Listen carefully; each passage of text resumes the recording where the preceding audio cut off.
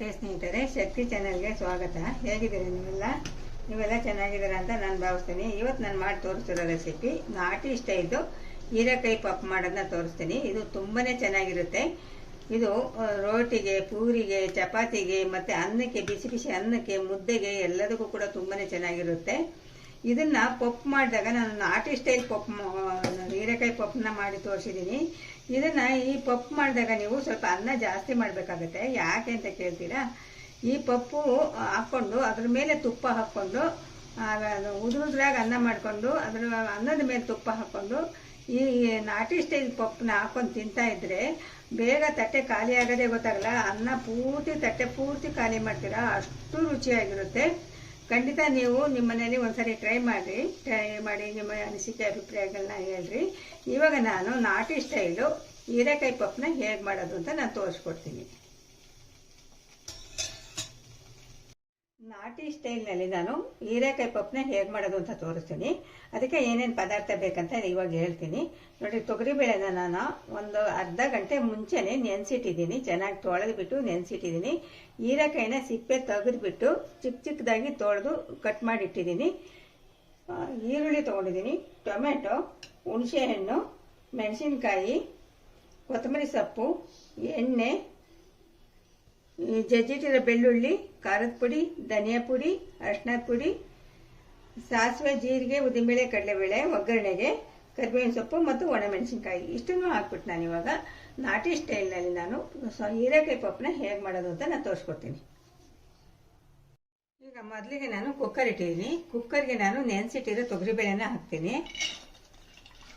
ಒಂದು 15 ನಿಮಿಷ ನೆನೆಸಿಟ್ಟಿರ್ಬೇಕು.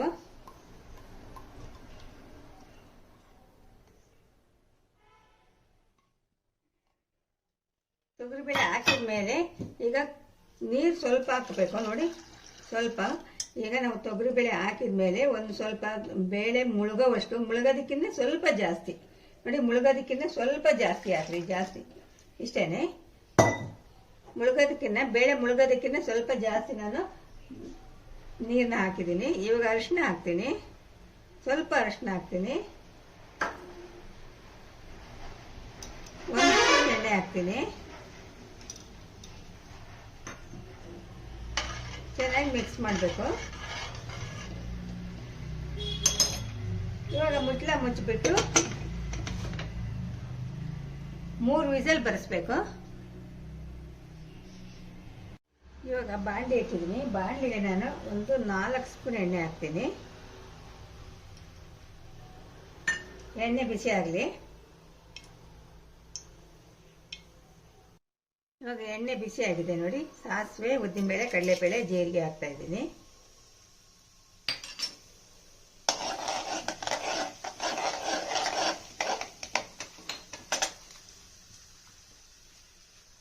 ಎರಡು ಒಣಮೆಣಸಿನ್ಕಾಯಿ ಹಾಕ್ತೀನಿ, ಕರಿಬೇವು ಹಾಕ್ತೀನಿ,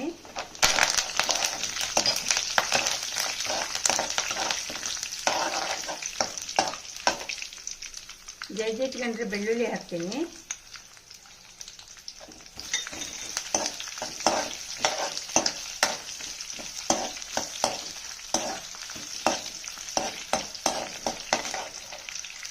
ಹಸಿಮೆಣಸಿನ್ಕಾಯಿ ಹಾಕ್ತೀನಿ,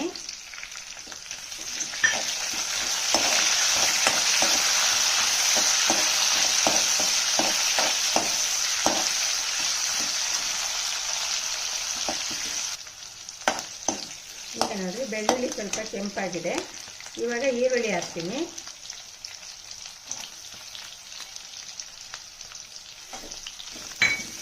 ಈರುಳ್ಳಿ ಮೆತ್ತಗಾಗೋವರೆಗೂ ಫ್ರೈ ಮಾಡಬೇಕು. ಮೀಡಿಯಮ್ ಉರಿ ಇಟ್ಕೊಂಡು ಫ್ರೈ ಮಾಡಿರಿ.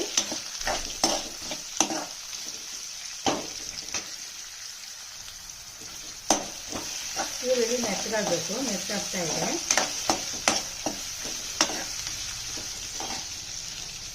ಈಗ ಸ್ವಲ್ಪ ಹಿಂಗೆ ಹಾಕ್ತೀನಿ.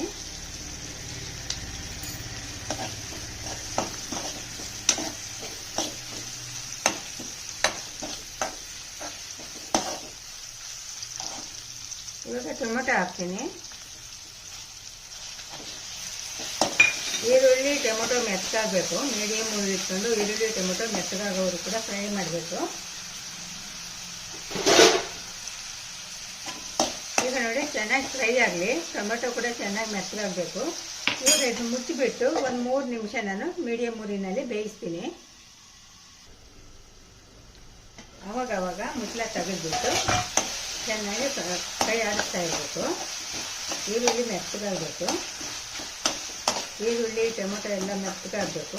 ನೋಡಿ ಇನ್ನೂ ಸ್ವಲ್ಪ ಹೊತ್ತು ಆಗಬೇಕು.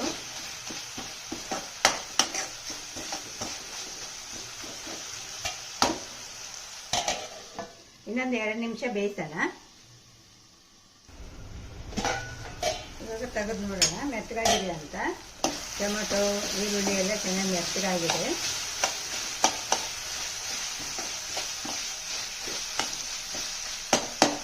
ಇವಾಗ ನಾವು ಸಣ್ಣದಾಗಿ ಕಟ್ ಮಾಡಿ ಇಟ್ಕೊಂಡಿರೋ ಹೀರೆಕಾಯಿನ ಹಾಕಬೇಕು.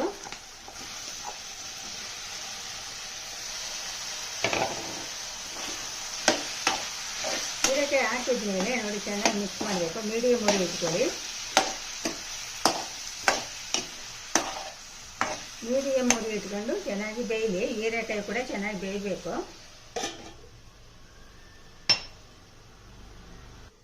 ನೋಡಿ ನಾವು ಬೇಳೆ ಬೇಯಿಸ್ಕೊಂಡಿದ್ವಲ್ಲ ಅದು ಕೂಡ ಮೆತ್ತಗಾಗಿದೆ. ನೋಡಿ ಸ್ವಲ್ಪ ಮ್ಯಾಶ್ ಮಾಡ್ಕೋಬೇಕು. ಈ ಥರ ಸೌಟಲ್ಲೇ ಸಾಕು. ಸ್ವಲ್ಪ ಈ ಥರ ಮ್ಯಾಶ್ ಮಾಡ್ಕೊಳ್ರಿ. ಚೆನ್ನಾಗಿ ಬೆಂದಿದೆ, ಬೇಳೆ ಕೂಡ ಚೆನ್ನಾಗಿ ಬೆಂದಿದೆ. ಇದು ಇಷ್ಟು ಮ್ಯಾಶ್ ಮಾಡಿಕೊಂಡ್ರೆ ಸಾಕು. ಒಂದು ಸರಿ ತೆಗೆದು ನೋಡೋಣ. ಇನ್ನು ಹೀರೆಕಾಯಿ ಮೆತ್ತಗಾಗಬೇಕು.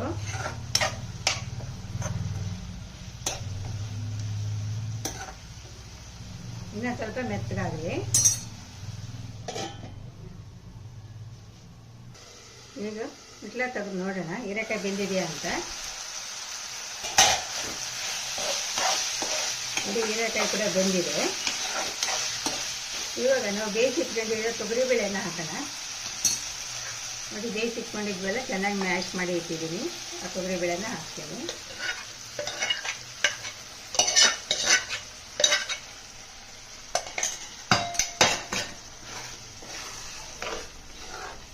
ತೊಗರಿಬೇಳೆ ಬೇಯ್ದಿರೋ ತೊಗರಿಬೇಳೆನ ಹಾಕಿದ್ಮೇಲೆ ಚೆನ್ನಾಗಿ ಮಿಕ್ಸ್ ಮಾಡಿರಿ.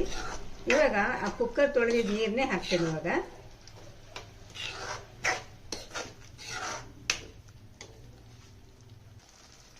ನೀರು ಹಾಕ್ತೀನಿ ಸ್ವಲ್ಪ.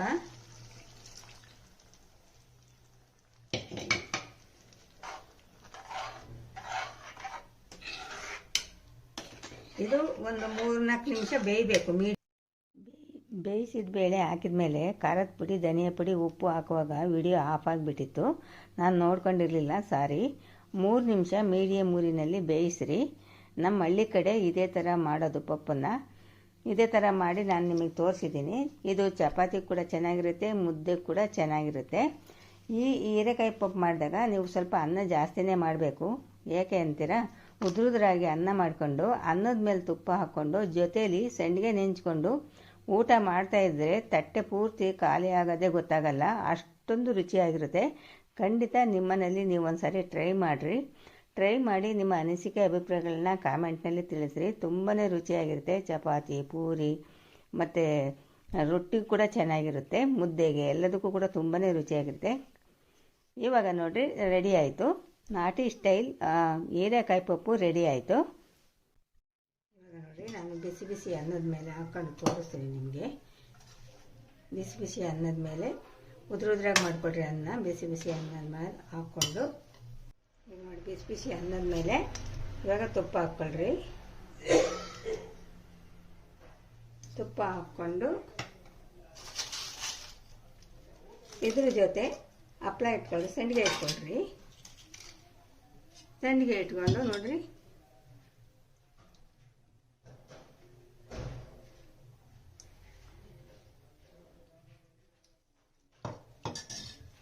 ನಾಟಿ ಸ್ಟೈಲ್ ಹೀರೆಕಾಯಿ ಸಹ ಪಪ್ಪನ ಹಾಕ್ಕೊಂಡು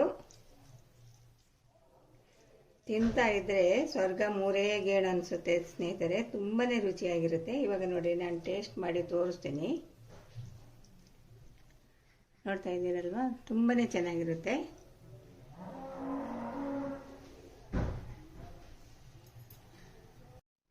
ಈ ವಿಡಿಯೋ ನಿಮ್ಗೆ ಇಷ್ಟ ಆದರೆ ಒಂದು ಲೈಕ್ ಕೊಡಿ, ಶೇರ್ ಮಾಡಿ. ಪ್ಲೀಸ್ ನನ್ನ ಚಾನಲ್ಗೆ ಸಬ್ಸ್ಕ್ರೈಬ್ ಮಾಡಿರಿ.